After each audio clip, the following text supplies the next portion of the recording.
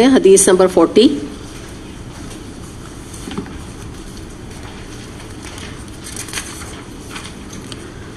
Page number 60. سیدنا ابن عمر رضی اللہ عنہما سے روایت ہے، فرماتے ہیں رسول اللہ صلی اللہ علیہ وسلم نے میرے کندھوں کو پکڑ کے فرمایا دنیا میں یوں رہو جیسا کہ اجنبی یا راہ چلتا مسافر ہو. پھر آگے آتا ہے ابن عمر رضی اللہ عنہما کہا کرتے تھے کہ شام ہو جائے تو صبح کا انتظار نہ کیا کرو، اور صبح ہو جائے تو شام کا انتظار نہ کرو، صحت کو بیماری سے پہلے اور زندگی کو موت سے پہلے غنیمت جانو. تو اوپر والی تو حدیث نبی کریم صلی اللہ علیہ وسلم کی ہے، اور نیچے جو ابن عمر ہیں یہ ان کا اپنا قول ہے. تو لیکن ہم بات ان دونوں کے اوپر کریں گے، اور اس کی بخاری میں یہ احادیث آتی ہیں. تو اب اس کو ہم دیکھ لیتے ہیں کہ اس میں بیسکلی سب سے پہلے تو ہم جو بات کریں گے نبی کریم صلی اللہ علیہ وسلم نے جو فرمائی ہے بات، تو اس کے اوپر ہم بات کرتے ہیں کہ ابن عمر کے کندھوں پہ ہاتھ رکھا. تو یہ ایک بڑے ہی نبی کریم صلی اللہ علیہ وسلم کا آپ اگر دیکھیں تو اپنائیت کا انداز ہے، بہت ہی محبت کا انداز ہے جس سے وہ بات کر کے ایک نصیحت کر رہے ہیں. تو ہمارے لیے بھی سبق موجود ہے کہ ہم بھی جیسے بچوں سے جب بات کریں تو وہی ہوتا ہے نا کہ ایک انداز ہوتا ہے کہ ان کو آرڈرز دے کے بات کرنا، غصے میں بات کرنا، اور ایک انداز جیسے جب آپ ہاتھ رکھتے ہیں، ہاتھ پکڑتے ہیں یا کندھے پہ ہاتھ رکھتے ہیں تو ایک بانڈنگ ہوتی ہے نا. تو بچہ بھی بات سننے کے لیے متوجہ ہوتا ہے، یا کسی سے بھی آپ بات کریں تو وہ آپ کی طرف متوجہ ہو جائے گا جب آپ کا ایک کوئی سافٹ جیسچر جو ہے وہ آگے ٹرانسفر ہوگا. تو بیسکلی جو ہے وہ انہوں نے یہ بات بتائی کہ دیکھو بھائی دنیا میں ایسے رہو جیسے کوئی اجنبی رہتا ہے یا راہ چلتا مسافر. یعنی ایک طرح سے دنیا کی جو بے ثباتی ہے، جو ایک اس کا فلیٹنگ فیکٹر ہے، تو اس کی طرف توجہ دلوائی کہ مسلمان جو ہے وہ دنیا سے کبھی بھی دل نہیں لگاتا ہے، دنیا کو کبھی اپنی مقصد نہیں بناتا ہے. ہاں اپنی ایک ضرورت کے تحت دنیا کو گزارتا ہے، کیونکہ اسے پتہ ہے کہ میں عارضی طور پہ اس دنیا میں آیا ہوں. اور دوسری بات یہ بھی وہ اچھی طرح سمجھتا ہے، اور اسے سمجھنا چاہیے کہ دنیا دارالعمل ہے اور آخرت دارالجزا ہے. جو کچھ ہم اس دنیا میں عمل کریں گے اس کی جو جزا ہے اور اس کا جو نتیجہ ہے وہ ہم پائیں گے. تبھی یہ دنیا کو آخرت کی کھیتی کہا گیا ہے. یہاں بیج ہم بو رہے ہیں اور اس کی کھیتی ہم کہاں کاٹیں گے؟ آخرت میں پہنچ کر. سورہ شورى آیت نمبر 20 میں آتا ہے من کان یرید حرث الآخرہ نزدہ فی حرثی، جو آخرت کی کھیتی کا طالب ہے ہم اس کی کھیتی کو بڑھائیں گے. جو یہ چاہتا ہے کہ آخرت میں اس کی فصل نیکیوں کی خوب اچھی ہو، بڑی ہری بھری فصل ہو، تو اللہ تعالیٰ خوب اسے بڑھائے گا وہاں پر آخرت میں. لیکن اس کے لیے اسے کرنا کیا ہوگا؟ دنیا میں اس کو ایفرٹ کرنی ہوگی نا، فصل لگانی ہوگی، بیج بونا ہوگا، فصل لگانی ہوگی، تو اس کی کھیتی بڑھے گی. دوسری بات حدیث دیکھتے ہیں. مسلم میں یہ حدیث آتی ہے نبی کریم صلی اللہ علیہ وسلم نے بکری کے ایک کان کٹے مردہ بچے کے پاس سے ایک دفعہ صحابہ کرام کے ساتھ گزرے اور فرمایا کہ تم میں سے کون ہے جو اس کان کٹے ہوئے مردہ بچے کو جس میں سے کہ بدبو آ رہی ہے اس کو 1 درہم میں لینا پسند کرے؟ اس وقت کے حساب سے اچھی رقم تھی. صحابہ کرام نے کہا کہ ہم تو اسے بلا قیمت بھی لینے کو پسند نہ کریں، کیونکہ یہ تو بے وقت ہے، بے حقیقت ہے، اس کی کیا ویلیو. آپ صلی اللہ علیہ وسلم نے فرمایا کہ اللہ کی قسم تمہارے نزدیک جس قدر یہ بے وقت اور بے حقیقت ہے، اللہ تعالیٰ کے یہاں دنیا اس سے بھی زیادہ بے حقیقت اور بے وقت ہے. تو ایسی اللہ کو بھی کوئی دنیا کی جو ہے کوئی وقت نہیں ہے اللہ کی نظر میں. اللہ نے تو ایک امتحان کے طور پہ یہ دنیا بنائی ہے جو کہ اللہ تعالیٰ کی پلاننگ کا حصہ ہے. تو ہم نے اس دنیا سے جی لگا لیا، ہم نے اس دنیا کو جنت بنانے کی کوشش کرنے لگ گئے، حالانکہ جنت کا اپنا مقام ہے. جنت ہے، دنیا ہے. تو ہم جب دنیا کو جنت زبردستی بنانے کی کوشش کی جب انسانوں نے، تو اسی میں وہ پھنسے، اسی میں وہ گناہوں میں انوالوڈ ہو گئے، اور اسی میں جو ہے انہوں نے اپنی جس کو کہتے ہیں نا کہ دنیا بھی تباہ کر رہے ہیں اور آخرت کا بھی انجام جو ہے کچھ اچھا نہیں آگے آنے والا ان کے لیے. اچھا، اس کے بعد یہ ہے کہ اسی لیے دنیا کے مقابلے میں آخرت جو ہے جب ہم دیکھتے ہیں تو دونوں کا جو کمپیریزن ہے اس کو ہم اس طرح سمجھ سکتے ہیں مسلم کی حدیث سے. نبی کریم صلی اللہ علیہ وسلم نے فرمایا الدنیا سجن المؤمن و جنت الکافر، دنیا مومن کے لیے قید خانہ ہے، پابندی کی جگہ ہے یعنی کہ قید خانہ، اور کافر کے لیے تو جنت ہے. تو اب اسی سے بات اچھی طرح ہم سمجھ سکتے ہیں کہ مومن کے لیے قید خانہ سے مراد یہ ہے کہ کمپلیٹ کوئی جیل نہیں ہے، یعنی پابندیاں ہیں، with in Shariah limits, bounds. جیسے آپ یہ دیکھیے، ایک بات کو آپ اچھے سے سمجھ لیں گی کہ یہ جو عید الاضحیٰ ہوتا ہے اس میں جانور آتا ہے نا، بکرے وغیرہ آتا ہے. تو ایک بکرے کو جب آپ باندھتے ہیں تو آپ اس کی ایک حدود میں باندھتے ہیں نا، لمبی رسی باندھتے ہیں کہ چلیں یہ ایک گلی ہے تو یہاں سے یہاں تک یہ گھومتا رہے. تو اتنے ایریے میں اس کو اجازت ہوتی ہے، وہاں سے اس رسی کے حساب سے وہ جہاں مرضی ادھر جا کے کھا لے چارہ، ادھر جا کے پانی پی لے، ادھر چلا جائے ادھر چلا جائے، اتنا واک کر لے، بس اس کے آگے نہیں، اس کی حدود نہیں ہے. تو اسی طرح سے ود ان شریعہ باؤنڈریز ہمیں جو بھی چیزیں اس کے اندر آتی ہیں ہمیں الاؤڈ ہے، کوئی ہمارے لیے اس میں مسئلہ نہیں ہے. پابندی ہاں ہے لیکن شریعہ کے حدود سے بس ہم آگے نہیں نکل سکتے. اب اس میں وہی ہے، کھاؤ پیو اسراف نہ کرو، اچھا پہنو اسراف نہیں کرو. اللہ کی جو جیسے زینت اللہ نے نکالی عورت کے لیے، تو کوئی اللہ نے کل ہی ہم نے آیات یہ پڑھی تھی، اللہ نے حرام نہیں کی، لیکن زینت کس کے لیے حلال ہے؟ سب سے زیادہ شوہر اس کا حقدار ہے، اس کے لیے خوب زینت کرے انسان. ودن عورتوں میں جب انسان کا اٹھنا بیٹھنا ہوتا ہے وہاں زینت کرے، جولری پہنے، کپڑے پہنے، اپنے دل کی ساری خواہشات پوری کرے.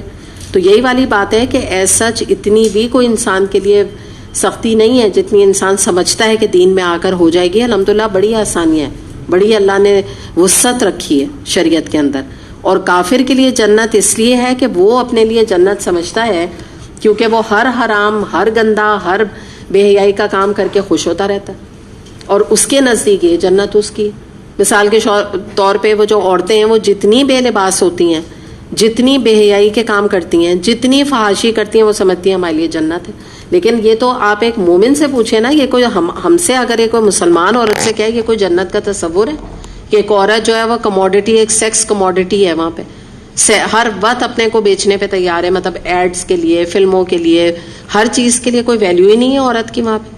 تو ایک مسلمان عورت سے کہے وہ تو کبھی بھی ایسی جگہ کو جنت نہیں کہے گی نا جہاں پہ یہ عورت کا معیار ہو کہ نہ اس کو کوئی عزت دینے پہ تیار ہو، نہ کوئی گھر دینے پہ تیار ہو. ہمارا تو دین ہمیں یہ کہتا ہے کہ بھئی تمہیں اگر یہ پسند آ گئی لڑکی تو ذمہ داری اٹھاؤ، بس خالی فلرٹ کرنا کافی نہیں ہے، صرف دیکھ دیکھ کے اس کے حسن کی تعریفیں کرنا کافی نہیں ہے، اب اس کی ذمہ داری اٹھاؤ، نکاح کرو. جیسے ہی نکاح انسان جو مرد کرتا ہے تو اس پر ذمہ داری آ جاتی ہے. پھر اس کے بعد اس کے بچے کا بوجھ اٹھاؤ، بچے کو جو ہے وہ پروٹیکشن دو. باہر کیا ہے؟ باہر تو لیونگ ٹوگیدر ہے، اس کے بعد بچہ ہو گیا، وہ چھوڑ کے جو ہے وہ بھاگ گیا، لڑکا چلا گیا، کوئی بلکہ ایشو بھی نہیں، بھاگنے کی بھی ضرورت نہیں ہے، خود ہی وہ کوئی مسئلہ نہیں ہے، وہ ماں پالے گی. سنگل پیرنٹ کے طور پہ نہ جانے کتنی مائیں جو وہاں پال رہی ہیں. تو یہ کوئی جنت ہے آپ اگر دیکھیں تو؟ مگر بہرحال وہ اپنے طور پہ جو بھی سمجھتے ہیں اس لحاظ سے. تو وہی والی چیز ہے کہ الحمدللہ ہمارے جو دین ہے اس نے بڑی عورت کو بھی رسپیکٹ دی ہے، بڑی چیزوں میں عورت کو آسانیاں ہیں، اللہ تعالیٰ نے بہت ساری چیزوں کو الاؤ کیا ہوا ہے. کوئی ایسی ریسٹرکٹیڈ اور کوئی ایسی زندگی انسان کی دین میں آ کے نہیں ہو جاتی کہ انسان کہے کہ میں جو ہوں بہت زیادہ دین میں آ کے چیزوں میں، مطلب جیسے کہ بعض لوگ سمجھتے ہیں نا کہ نیگیٹو وے میں لیتے ہیں، بلکہ رادر جو لوگ دین میں آ جاتے ہیں ان کی دنیا بھی بڑی اچھی چلتی ہے اور آخرت کے بھی درجے وہ آگے خوب کماتے ہیں. اللہ وقت میں بھی بڑی برکت دیتا ہے، دنیا کے بھی کام ہو جاتے ہیں اور آخرت کے بھی، بچوں کی بھی سب آسانیاں، شادی بیاہ سب کچھ اللہ تعالیٰ. ایسا لگتا ہے وہ جو بات ہے نا کہ جو دین کے کام میں لگتا ہے اللہ اس کے کام میں لگ جاتا ہے. تو اس کی برکتیں تو جو خود ہی دین کا ایکسپیرینس، الحمدللہ آپ لوگ بھی ایز اے اسٹوڈنٹ بہت ساری چیزیں آپ ایکسپیرینس کرتے ہوں گے اور اس کو آبزرو کیا کریے کہ آپ کی زندگی میں الحمدللہ جب سے آپ دین سے منسلک ہوئے ہیں کتنی آسانیاں اللہ نے پیدا کی. تو یہ بعض دفعہ ہم آئیڈینٹیفائی بھی نہیں کرتے ہیں، بعض دفعہ ہم ایکنالج بھی نہیں کرتے اللہ کی نعمتوں کو نا. تو یہ کریں تو اور ہمیں اندازہ اس چیز کا ہو. پھر یہ حدیث ہم پہلے بھی پڑھ چکے ہیں، ترمذی کی حدیث ہے. نبی کریم صلی اللہ علیہ وسلم نے فرمایا کہ خبردار رہو، یہ دنیا اور دنیا کے ساز و سامان سب ملعون ہے، اللہ کی رحمت سے دور ہے، سوائے اللہ تعالیٰ کی یاد و ذکر کے اور اللہ تعالیٰ کے قریب کرنے والے امور کے، یعنی تمام اچھے کاموں کے، اور عالم اور متعلم کے، طالب علم کے اور عالم پڑھانے والے کے. اس کے علاوہ دنیا کی سب چیزیں ملعون ہیں، سارا ساز و سامان یعنی اللہ کی رحمت سے دور ہے. تو پتہ کیا چلا کہ اللہ کا ذکر اور اچھے امور یعنی نیکی کے تمام کام اور عالم یعنی ٹیچر اور اسٹوڈنٹ، یہ سب اللہ کی رحمتوں کے سائے میں ہیں. اللہ تعالیٰ فرما رہے ہیں یہ سب اسپیشل ہیں، یہ کیٹیگریز جن پہ اللہ کی خاص رحمت ہے. باقی تو اللہ نے فرمایا سب ملعون، یعنی مراد یہ اللہ تعالیٰ کو کوئی پرواہ ان کی نہیں. تو اتنا بڑا آنر ہے ایک ایز اے اسٹوڈنٹ. اور یہاں پہ یاد رکھیے گا قرآن ہی کی بات ہے، ٹھیک ہے، یہ دنیاوی علم کا نہیں تذکرہ یہاں پر ہے، قرآن اور سنت کے علم اور اسٹوڈنٹ اور ٹیچر کی بات ہے. دوسری بات یہ ہے کہ ایک اور چیز یہ کہ جب یہ جو دنیا کی جو ایکچولی محبت ہوتی ہے، اس میں جو مسئلہ آتا ہے وہ یہ آتا ہے کہ جو لوگ حصول دنیا کے طالب ہوتے ہیں نا، جس کو ہم حب دنیا کہتے ہیں، جب اس کی محبت کے طلبگار ہوتے ہیں، مشتاق ہوتے ہیں، تو اس میں جو وہ پھنستے ہیں، جو دنیا کے وہ بندے بنتے ہیں، اس کا ریزن کیا ہوتا ہے کہ وہ حلال اور حرام اور جائز اور ناجائز کا دنیا کی محبت میں اس کی پرواہ نہیں کرتے یا اس کا امتیاز نہیں کرتے اور اپنی آخرت برباد کر بیٹھتے ہیں. ایکچولی دنیا کا جو ٹیمپٹیشن اور محبت ہے نا، اس کا نتیجہ یہ ہے. حالانکہ جو جب انسان کو آخرت کی کامیابی درکار ہوتی ہے تو وہ دنیا کا اپنا نقصان تھوڑا بہت ہو جائے برداشت کر لیتا ہے، بلکہ جتنا بھی ہو جائے تو وہ برداشت کر لیتا ہے. کیونکہ حقیقت بھی یہ آپ دیکھیے، دنیا تو ایسی تیسی جیسی بھی گزر جاتی ہے، ٹھیک ہے نا، ٹھنڈی میٹھی آگے پیچھے گزر ہی جاتی ہے. لیکن آخرت کی ایک اسٹیٹ میں جب ایک دفعہ ہم داخل ہو گئے نا، یا قبر کا کیفیت برزخ کی شروع ہو گئی، تو آپ بتائیں کون واپس آیا یا کون واپس آ سکتا ہے؟ تو کتنا نادان ہے وہ شخص جو آج کی تو اس دنیا کی تو فکر کرے جو 60 یا 70 سال پہ محیط ہے، اور اس کے بعد آج مرے اور کل اگلی دنیا جو کھلنے والی ہے، برزخ کی زندگی کھلنے والی ہے، اس کی پرواہ نہ کرے، جبکہ وہاں سے کوئی واپسی نہیں، وہاں سے کچھ بھی نہیں ہونے والا. دنیا میں تو پھر اچھا برا وقت آتا رہتا ہے. آپ دیکھیں کسی کی نوکری گئی، نوکری مل گئی، بچے نہیں ہو رہے، بھائی تھوڑے دن میں ہو گئے، ہے نا، بیماری آئی نہیں ٹھیک ہو رہی، ٹھیک علاج ہو الحمدللہ ٹھیک. بہت ساری چیزیں آزمائشیں اللہ دور کر دیتا ہے. یہ تو دنیا ہے ہی اسی کا نام نا، کبھی خوشی کبھی غم کبھی کچھ اچھی، وہ نہیں کہتے کھٹی میٹھی آگے پیچھے بس گزر ہی رہی ہے، گزر جائے گی. لیکن آخرت میں تو حتمی ہے نا، وہاں کے عیش بھی حتمی، دوزخ اور عذاب بھی حتمی. تو آدمی وہاں کے تو زیادہ پرٹیکولر ہو کہ مجھے وہاں کے درجات اعلیٰ ملیں، کیونکہ ادھر تو یہ ایسے نہیں گزرے گی کھٹی میٹھی ہے، یا تو وہاں بالکل ہی عذاب ہے اور یا وہاں عیش ہی عیش ہے. تو why not we go for the best life in جنہ، مطلب ایک جنت کی بہترین زندگی کا کیوں نہیں ہم اس کے لیے اسٹرائیو کرتے اور کوشش کرتے. تو آپ سوچیں نا کتنے نادان ہیں وہ لوگ جو دنیا کے پیچھے بھاگے جا رہے ہیں اور پھر بھی نہیں. حدیث کے مطابق اتنی ملتی ہے جتنی قسمت میں ہوتی ہے، اتنی ہی ملتی ہے، چاہے کھپ جائیں چاہے مر جائیں.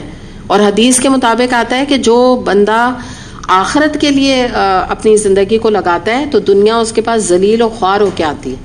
نبی کریم صلی اللہ علیہ وسلم نے فرمایا، یعنی دنیا نا ایسی ہی جو کہ اس کے سامنے قدموں میں پڑی رہتی، کیونکہ وہ پرواہ نہیں کرتا دنیا کی نا، وہ آخرت کے کا بندہ بنا ہوتا ہے، آخرت کی فکر کرتا ہے، تو اللہ دنیا اس کے قدموں میں ڈال دیتا ہے.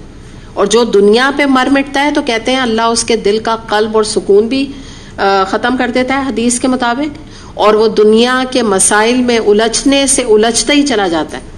ایک مسئلے سے نکلتا ہے اگلے سے نکلتا ہے، کیونکہ اسے دنیا کی ہرس ہے، لالچ ختم ہی نہیں ہونے کو آتی. چلیں آج اتنے ہی کرتے ہیں، پھر انشاءاللہ تعالی نیکسٹ ویک کریں گے. وآخر دعوانا الحمدللہ رب العالمین. سبحانک اللہم و بحمدک، اشہد ان لا الہ الا انت، استغفرک و اتوب الیک. السلام علیکم و رحمۃ اللہ وبرکاتہ.